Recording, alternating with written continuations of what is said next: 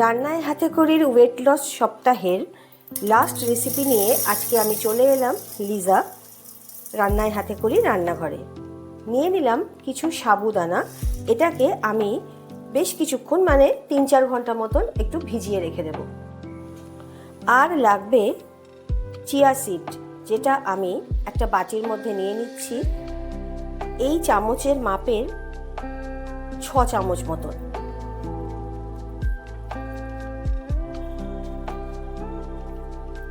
এই চিয়া সিডটা যে পরিমাণ নিয়েছি এই পরিমাণটা পুরোটাই একটু ভিজিয়ে রেখে দিতে হবে। 4 ঘন্টা পর ফিরে এলাম। দেখো, যে সাবু ভিজিয়ে রেখেছিলাম সেটা কিন্তু পুরোপুরি ভিজে গেছে। এবার এই সাবুটাকে একটু আমি ভাপিয়ে নেব কিভাবে?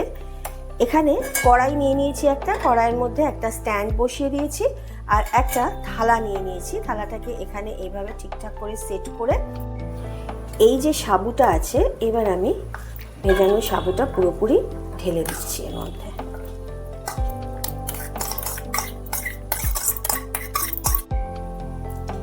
একটু ভালোভাবে থালার উপর ছড়িয়ে দিচ্ছি যাতে সেদ্ধটা ভালোভাবে হয়, ভাপানোটা যাতে ঠিকঠাকভাবে সব জায়গায় হয়, সেই জন্য এইভাবে আমি প্লেনভাবে দিয়ে দিলাম।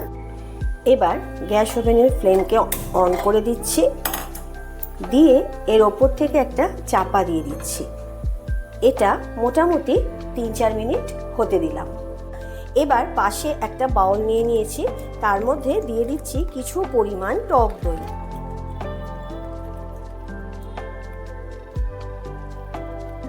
এখানে আমি পরিমাপটা এই কারণে বলছি না, আমি যতখানি আজকের পরিমাণ অনুযায়ী সাবুদানা নিয়েছি আর যতটা আর একটা জিনিস যেটা চিয়া সিড নিয়েছি, যেটা ভিজিয়ে রেখেছি, তো সেই পরিমাণ অনুযায়ী আমি দইটা একটু বেশিই নিয়েছি। এখানে ধরো আমি যতটা নিয়েছি তার পরিমাণ অনুযায়ী এখানে আমি মোটামুটি 300 থেকে 350 গ্রাম মতো দই নিয়ে নিয়েছি।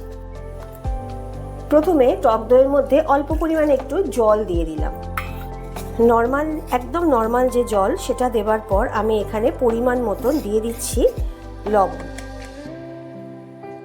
তারপর পরিমাণ মতন দিচ্ছি একটু গোলমরিচ গুঁড়ো। এবার মিষ্টিটা আমি দিচ্ছি ঠিকই, কিন্তু যাদের প্রয়োজন নেই তারা কিন্তু দিও না। এখানে আমি আজকে ইউজ করছি ব্রাউন সুগার। ভালোভাবে এটাকে এবার একটু ফেটিয়ে নিতে হবে। আজকে যেটা তৈরি করতে যাচ্ছি সেটা কিন্তু উপোসের দিনেও খাওয়া যেতে পারে। যখন অনেকক্ষণ উপোসের পর যখন ফাস্টিংটা ভাঙে, তখন কিন্তু এই আজকের রেসিপিটা কিন্তু খুবই উপযোগী। কারণ আজকের রেসিপিতে যা যা আজকে আমি দিতে যাচ্ছি সেগুলো দেখতে পাবে, সেগুলো কিন্তু সবকটাই শরীরের পক্ষে খুবই উপকারী। তার সাথে কিন্তু ওয়েটটাও ঠিকঠাক থাকে।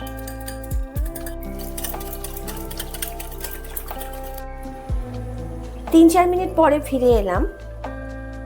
এটা কিন্তু হয়ে গেছে, দেখো ওপরটা এরকম হয়েছে।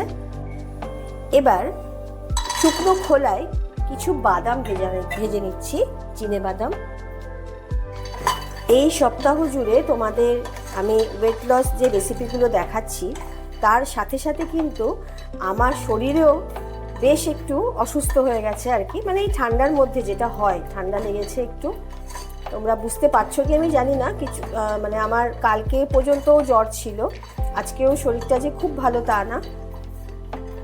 পুরো সপ্তাহ জুড়েই দেখছি বেশ একটু ভোগাচ্ছে আমার। তো যাই হোক, বাদামটা একটু শুকনো খোলায় ভালোভাবে ভেজে নিতে হবে। শুকনো খোলায় ভালোভাবে বাদামটা ভেজে নিয়ে একটা পাত্রের মধ্যে আগে ঢেলে নিচ্ছি। ভাপিয়ে রাখা সাবু দিয়ে দিলাম টক দইয়ের ফেটানোর মধ্যে।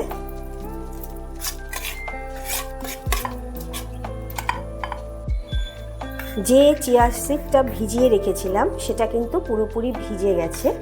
এবার আমি এটাও কিন্তু এর মধ্যে দিয়ে দিচ্ছি। চিয়া সিডের উপকারিতা তোমরা সকলেই জানো। এটাতে কিন্তু হার্টের পক্ষে তো খুবই ভালো, তাছাড়া প্রচুর পরিমাণে ফাইবার থাকে আর ওয়েট লস করতেও কিন্তু সাহায্য করে। তো আমি চিয়া সিডটা পুরোটাই দিয়ে দিচ্ছি। শুকনো খোলায় ভেজে রাখা চিনে বাদামগুলো দিয়ে দিলাম এর মধ্যে। আর দিচ্ছি কিছু পরিমাণ বেদানা। আর একটা জিনিস দিচ্ছি, সেটা হচ্ছে কিউই। এই কিউইটা একটা গল্প আছে। এটা আমরা যখন কাশ্মীর গেছিলাম তখন কিন্তু নিয়ে এসেছিলাম, ভীষণ ভালো খেতে, খুব টেস্টি। তো আজকে আমি সেই জন্য এই রেসিপির মধ্যে কিছু কিউই এইভাবে কুচিয়ে রেখে দিয়ে দিচ্ছি। দিয়ে দিলাম। কিউইতে কিন্তু প্রচুর পরিমাণে ভিটামিন সি থাকে, ভিটামিন কে থাকে, এছাড়া হার্টের পক্ষে খুবই ভালো। আর একটা ব্যাপার, এই কিউই কিন্তু স্কিন ভালো রাখতে সাহায্য করে। এবার এর সাথে আমি মিশিয়ে দিচ্ছি কিছু পরিমাণ আদা কুচি,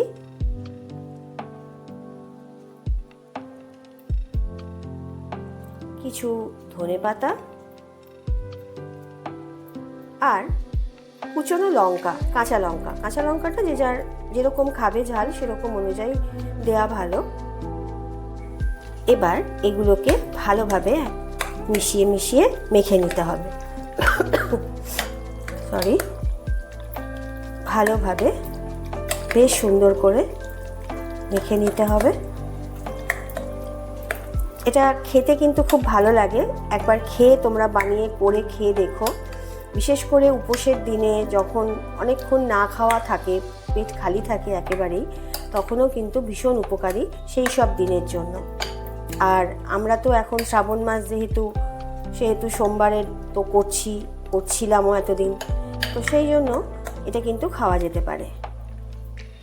হ্যাঁ, আমি চিনে বাদামটা ব্যবহার করেছি। অনেকে হয়তো বলবে ওয়েট লস রেসিপি, চিনে বাদাম কেন?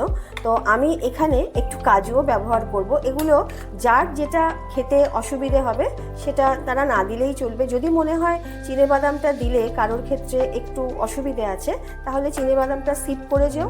আর আমি পরবর্তীকালে যে কাজুটা দেব সেটাও কিন্তু টেস্টের জন্য দিচ্ছি। যাদের অসুবিধে থাকবে তারা কিন্তু নাও দিতে পারো। এবার গ্যাস ওভেনের ওপর একটা ছোট কড়াই বসিয়ে দিয়েছি। কড়াইয়ের মধ্যে দিয়ে দিচ্ছি কিছু পরিমাণ কারি পাতা,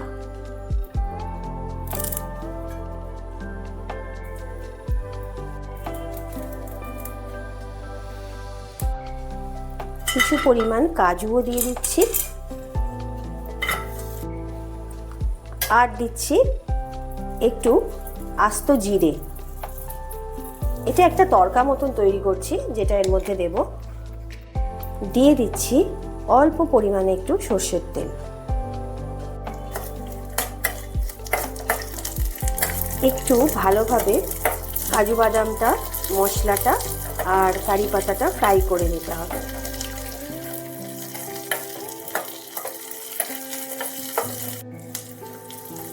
এখানে আমি কিন্তু সর্ষের তেল ব্যবহার করলাম। তোমরা যদি মনে করো যে সাদা তেলে করবে তাহলেও করতে পারো, কিন্তু আমার মনে হয় সর্ষের তেলের একটা আলাদা টেস্ট আছে, সেটা যদি এতে দেওয়া হয়।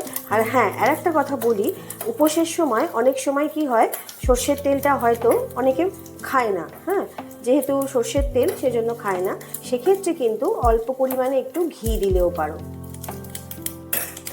ভাজা হয়ে গেছে। এবার আমি গ্যাস ওভেনের ফ্লেমকে বন্ধ করে দিলাম। দিয়ে এটা পুরোটাই আমি এর মধ্যে ঢেলে দিলাম। এবার এই তরকার সাথে ভালোভাবে সাবুদানা, চিয়া সিডের যে মিশ্রণটা আমি তৈরি করেছি সেটা ভালোভাবে মিশিয়ে দিলাম।